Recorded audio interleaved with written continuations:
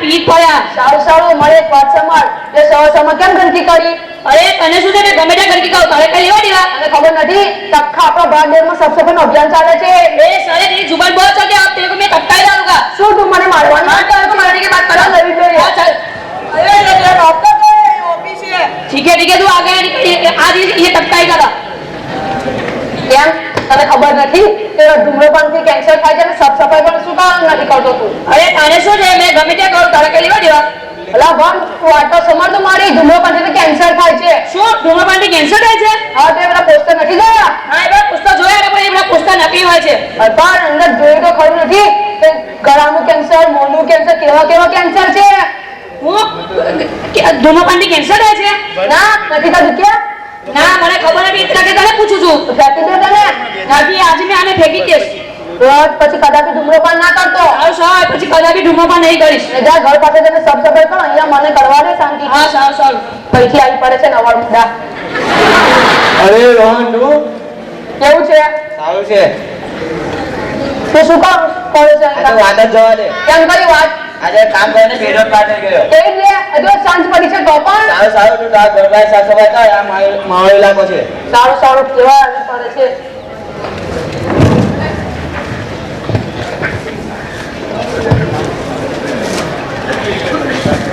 જોઈને મિત્રો આમને આમ આપણા આખા ભારત દેશમાં સાફ સફાઈ ના ચાલે અને ધૂમ્રપાન કરે તો આપણો ભારત દેશ કદાપી સોનાની ચીડિયા તરીકે નહીં ગણાય. સાચી વાત છે.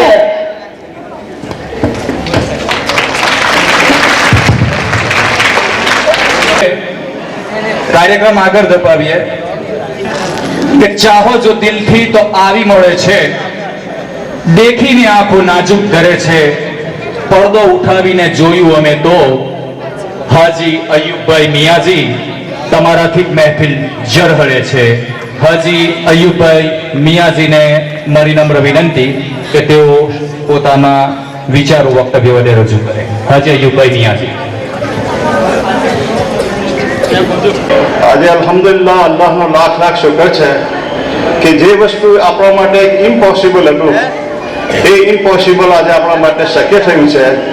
અને એક જર્જરિત મકાનને તોડીને કે જ્યારે હું ઇબ્રાહીમભાઈ નાથલિયા ફર્સ્ટ ટાઈમ એને અમે વિઝિટ લીધી અને ઇબ્રાહીમભાઈની આંખમાં આંસુ આવી ગયેલા તે વખતે આ જૂની બિલ્ડિંગને જોઈને અને અમે એવું નક્કી કર્યું કે ઇન્શાઅલ્લાહ આને તોડીને આપણે એક નવું મકાન બનાવીશું. અનફોર્ચ્યુનેટલી ઇબ્રાહીમભાઈ એ થઈ ગયા અને બધો જ બર્ડન મારા ઉપર આવી ગયો. પણ ઇન્શાઅલ્લાહના હુકમથી અને તમારા બધાના સાથ સહકારથી આજે એ સપનું સિદ્ધ થયું છે અને આપણી સામે આજે એક ફર્સ્ટ ક્લાસ સુંદર મકાન ઉભેલું છે કે જેથી બાળકોની અંદર પણ થોડો ઘણો પોતાનો માહોલ વધે કે સારી જગ્યાએ બેસીને એ લોકો સારું જ્ઞાન મેળવી શકે. એ જે સપનું હતું એ સપનું સાકાર થયું છે અને impossible became a possible. I have first of all આ બધાની સાથે મારે જે કંઈ કહેવું છે એ પરદેશમાં વસતા આપણા બધા જ ભાઈઓ ઇંગ્લેન્ડમાં, જામ્બિયામાં, સાઉથ આફ્રિકામાં, કેનેડામાં, સ્વાઝીલેન્ડમાં અને અમેરિકામાં હું યાકુબભાઈ ભૂટા અને ઇકબાલભાઈ જ્યાં જ્યાં ગયા છે ત્યાં એ લોકોએ અમારો બહુ ભાવભીનું સ્વાગત કર્યા છે અને દરેકે પોતાની રીતે મદદ કરી છે અને ગામની લાગણી વ્યક્ત કરી છે. તે દિવસે મને થયું છે કે નહીં, જ્યાં જ્યાં બસ એક ટંકારવી ત્યાંના દિલમાં ટંકાર્યાનો પ્રેમ જ હોય છે અને માશાઅલ્લાહ બધાએ પોતાની રીતે બધી મદદ કરી છે. આજે એમના માટે મારી પાસે શબ્દો નથી કે કઈ રીતે હું એમનો આભાર માનું. ને એક પાછી ગર્વની વાત એ છે કે મોસ્ટલી 90% કોમ કે આજે પ્રદેશમાં વસતા બધા જ ટંકારીઓએ આલિશાન બિલ્ડિંગ કરી રાખ્યું છે અને આજે words can express the feeling આજે ભાવ અને પ્રેમ બતાવેલો છે એ તો મારી લાઈફમાં કોઈ દિવસ નહીં ભૂલી શકું. અને ઇન્શાઅલ્લાહ હું કહું છું કે જ્યારે પણ ગામનું કંઈ પણ કામ હશે તો હું any time I am ready for that. Any time I am ready for that. અને હું વિનંતી કરું છું કારણ કે मैं अकेला जा रहा था जानी पे मंगल मगर लोग आते ही गए और काम बनता गया. શરૂઆત તો મેં યાકુબાજી ભાઈ બે શરૂઆત કરેલી અને પાછળથી ઇકબાલભાઈ આવેલા અને આગળથી કારવા બનતી ગયો અને જેમ જેમ અમે દેશો ફરતા ગયા તેમ તેમ માણસો સાથે થતા ગયા અને જે આપણું ટાર્ગેટ હતું અલ્હમ્દુલિલ્લાહ 2 કરોડ રૂપિયાનું, એ 2 કરોડ રૂપિયાનું ટાર્ગેટ પણ પૂરું કરવામાં આવ્યું છે. અને હવે એક વસ્તુ સાચી છે અને મારે ખાસ કહેવાનો જે છે મકસદ કે કોઈ પણ વસ્તુ બનાવવી બહુ ઈઝી છે, પણ એને સાચવવી મોટા મોટું કામ છે. એટલે ગામના ભાઈઓને, કમિટીને અને મેનેજમેન્ટ કમિટીને તથા ચેરમેન સાહેબને બધાને મારી વિનંતી છે કે આ એક ગામની અમાનત છે, એ અમાનતને તમે સાચવી રાખજો અને જેમ જેમ જરૂર પડે, જેમ જેમ મેન્ટેનન્સની જરૂર પડે તેમ તેમ એનું મેન્ટેનન્સ કરી રાખજો, કે જેથી ભવિષ્યની અંદર પણ કંઈ પણ કામ આપણે કરવું હોય તો ઇન્શાઅલ્લાહ આપણને વ્યાધિ નહીં રહે. બસ હવે વધુ કહેવાનું તો કંઈ નથી, કારણ કે ઇબ્રાહીમભાઈના લીધે જરા મારું થયું જરા ભારે થઈ ગયું છે, કારણ કે આજે નથી એટલે જરા મને પણ દિલમાં આવી છે, એમ તમારા ફેમિલીમાંથી છે એટલે પ્લીઝ હવે આટલું કહીને હું જરા શેર કરવા માંગુ છું તમારે.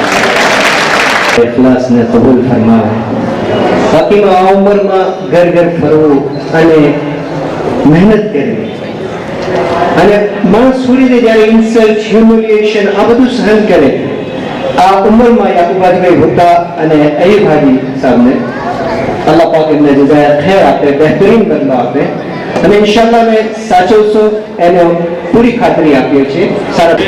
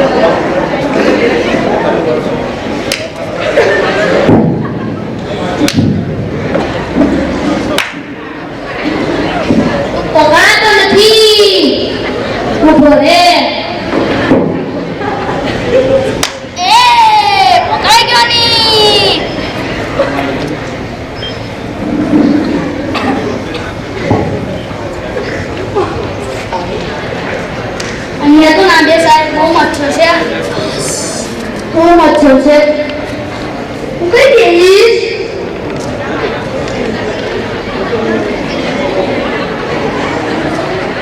કઈ જઈશ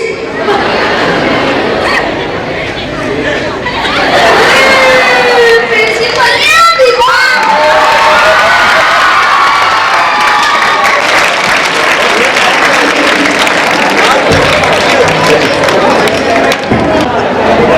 અને જેમને પણ એને ડાઉનલોડ કરવી હોય તો YouTube પર પણ મૂકવામાં આવશે અને mykankaria.com પર પણ તમને આની કોપી મળશે.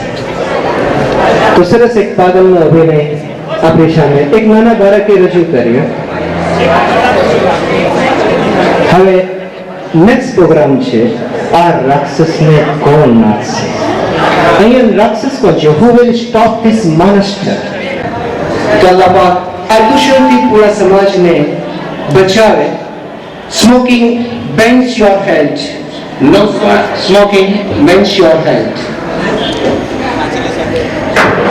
इनायत मुसा भूता तरफથી બેટા રાજેશ માં હો તો તમારી માં જેસી વાળા ન હો એ બિચારી પર શું કરે તમારા ઘરે સંભાળો એના કરતા ચૂપચાપ તમાકુ લઈ આવી સારી હવે કુમો ના કરશો મારા ઘણું હોમવર્ક બાકી છે અરે હોમવર્ક વાળી અહીંયા આય તારી મારે હુક્કો હરગાવ્યો હશે એટલે લઈને આય જા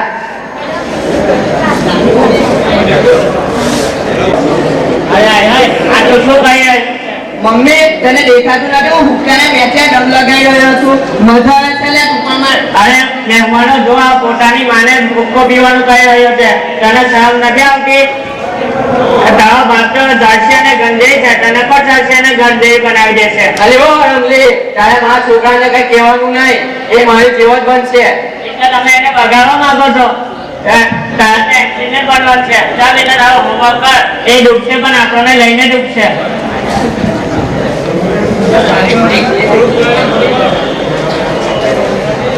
પિતાજી આ શું ખાઈ રહ્યા છો? મને આગામી પ્લેનો ગબ્બર છે બાપાની તમારી ખાવાની ક્યાં ગજબની છે હો ભાઈ એ કઈ ગજબની નથી મારી બેના એ તો માલિકને ઉકેલી રહ્યા છે કે હવે હું તારી પાસે જ આવી રહ્યો છું હવે તારા અને મારા વચ્ચે ખૂબ જ ઓછું ડિસ્ટન્સ છે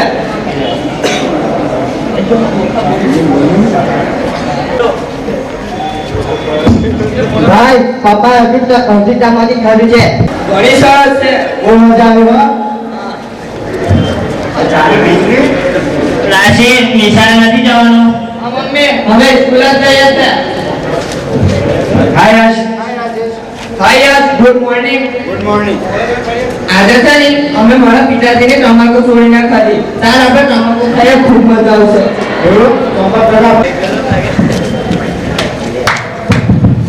કેમ છો ચંપક દાદા વધુ ઓનલાઈન છે બેટા તું શું કામ માટે આવ્યો છે મારા તમાકુની પરેકી જોયા છે તો તું બોલ રહ્યો છે તળાવી ના ખાવાય શેર જઈ રમતા તળાવી તમાકુ ના ખાવાય મારે નથી ખાવી મારા પિતાજી માટે લેવા આવ્યો છું સાચું કહે જૂઠું બોલતા એટલે તમારી બહેરીની કસમ ચોમાઈના મારી બહેરીની કસમ થાય મારી બહેરા તું નવી નવી લાવ્યો છું એટલે વાપરવા દે પછી તો મરી ગયા નહીં તો તું દઉં જોઈએ સાચું કહું છું કાકા આવ લે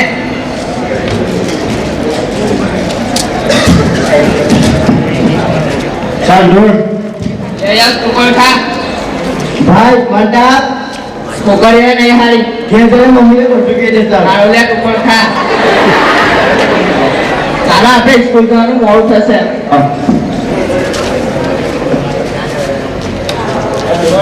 good morning everybody please sit down yes તો આજે વિધાઉટ કેમ આવ્યો છે સર વાટા જવાની ગોયથી સ્કૂલ જવાની કર્યો રસ્તામાં લાગી લાગી તને સાહેબ સમજી જવાની આજે બેસી જા સારો વિચારી મિત્રો આજે હું તમને હાઇજેનિક ખોરાક અને નોન હાઇજેનિક ખોરાક વિશે સમજ આપીશ એના પહેલા તમારા માટે કોઈને આવડતું તો સમજાવો સર જો મને આવડતું હતું તમારું કામ જ શું છે યાર બેસી જા આપણા હાઇજેનિક ખોરાક અને નોન હાઇજેનિક ખોરાક હાઇજેનિક ખોરાક એને કહેવાય છે કે જે આપણા રસતંત્રને જાળવી રાખે અને શરીરને તંદુરસ્ત બનાવી રાખે અને નોન હાઇજેનિક ખોરાક ખાવાથી આપણા શરીરને નુકસાન થાય છે શરીર બગડે છે સર એક સવાલ પૂછું તમાકુ હોય છે ને કે નોન હોય છે નોન હાઇજેનિક કહેવાય તમાકુ ખાવાથી આપણને કેન્સર જેવા ભયંકર રોગ થાય છે એટલે આપણે તમાકુ ન ખાવું જોઈએ રાશિદ આપણે કોઈ તમાકુ કરેલું શું આપણને કોઈ કેન્સર થશે? જો આપણે વધુ પ્રમાણમાં તમાકુ ખાઈએ તો આપણને તમાકુથી ભયંકર થયેલું કેન્સરની શક્યતા રહેલી છે. હવે આપણે જાગ્યા ચાલી સવાર આજે हम तंबाकू न खाएंगे और न किसी को खाने देंगे. વિદ્યાર્થી મિત્રો, આજે તમે એક પ્રવૃત્તિ આપું છું. આપણે ગામે ગામે ફળો અને યાદી બનાવો કે કોણ હાઇજેનિક ખોરાક કહી જશે અને કોણ નોન હાઇજેનિક ખોરાક કહી જશે. દોસ્તો, ચાલો માહિતી એકી બદલે ચાય નાસ્તો ઝપટવાનો મળશે. રાजेश ગીત સાંભળેલું છે? જલસા કર બાબા જલસા કર, દુનિયા જાય તેટલો જલસા કર.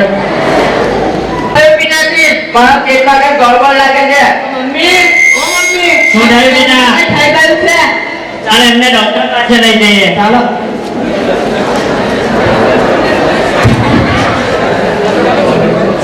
અરે મારા મોંમાં ઘૂસી જશો શું? મારા પેટમાં દુખે છે. તમે આ તમાકુ સેવન કરો છો? હા, કરું છું. એ તમારે છોડવું પડશે. એ તો ના છૂટે. ખાવા નહીં મળે તો ચાલશે, પણ એ નહીં મળે તો નહીં ચાલે. હવે રોટલી કેટલી પડે ખાવા છો? 25 થી 30 પડે કે ખાવું છું. એ તમારે છોડવી પડશે. એ ના છૂટે. હવે હવે તમને શું કહું, તમને એક બીમારી છે, કેવી બીમારી છે? કેન્સર. બેટા રાજેશ, કેન્સર શું છે? ખબર નહીં પિતાજી. આ કેન્સર શું છે? દુનિયામાંથી કેન્સર થઈ ગયો. હે? આ મારી મહિલાનો શિકાર છે. આ મારા રાજેશનો ખોટા છે. અને બેટા જો રાજેશની સારી પણ નથી કરાવી. ડોક્ટર, મારા પિતાજીને સારું તો થઈ જશે ને? હા, હવે ગભરાવાની જરૂર નથી. કેન્સરનો ઈલાજ છે. કેટલા ખર્ચો થશે? 2 લાખ રૂપિયા જોર થશે. હે? મને જે પણ હજારના પર સપના નથી આવતા કે તમે 2.5 લાખની વાત કરો છો. આ દવા આપું છું, તે ઘરે જઈને લઈ લીધો. સારું. કેટલી ફી આપવાની? 500 રૂપિયા. હોય આવે એમની? બધા પાસે 400 રૂપિયા, તમારે ઘરે 500.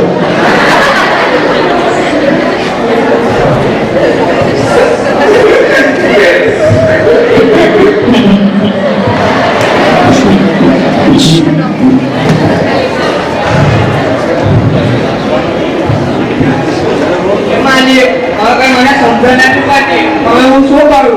જો હું પિતાજીનું ઓપરેશન નહીં કરાવું તો પિતાજીનું મૃત્યુ નિશ્ચિત છે, અને જો પિતાજીનું ઓપરેશન કરાવીશ તો મારી ટ્યુશનની અને સ્કૂલની ફી આવી જશે. હવે હું શું કરું? મને કઈ સમજણ નથી પડતી. ભાઈ, આજે આપણે કોઈ પણ તમાકુની થતા ભયંકર કેન્સરના રોગી કરશે એને કડકમાં કડક સજા થશે.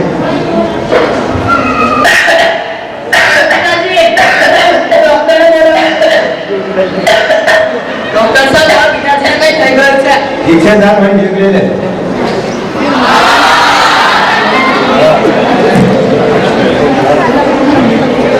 દુનિયામાંથી કેન્સર થઈ ગયા.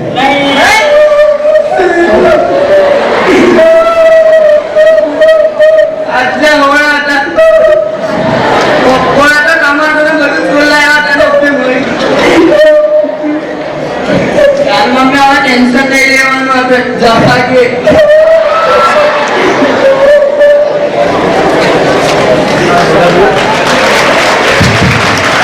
માઇક ગુલામ સાહેબને હવાલે કરું છું. મિત્રો, આપણી વચ્ચે સુરતથી પધારેલ આદમભાઈ કાકુજી, કે જ્યારે આપણે સુરત ગયા તો એમને 50,000 રૂપિયા આપણને દાન આપ્યું હતું, તો એ આપણી વચ્ચે ઉપસ્થિત છે.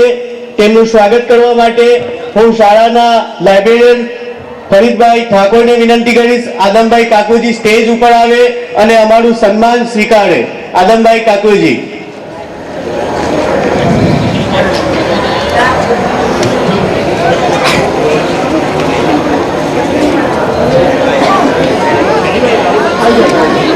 કાકુજીને વિનંતી કરીશ કે ઉચ્ચતર માધ્યમિક વિભાગમાં વર્ગ સુશોભનમાં 3જો ક્રમ પ્રાપ્ત કરનાર 11 ની વિદ્યાર્થીનીઓ Godar Firdosbanu. Thank you very much. આપણી શાળાના ભૂતપૂર્વ શિક્ષક અહમદ સાહેબ લોટિયાને હું વિનંતી કરીશ કે બાર્ડ 14 અશરફુન મુબારક અને મેઘ સુહાના રસીદ જે બાર્ડ બીજો. થેન્ક યુ વેરી મચ ગુલામ સાહેબ.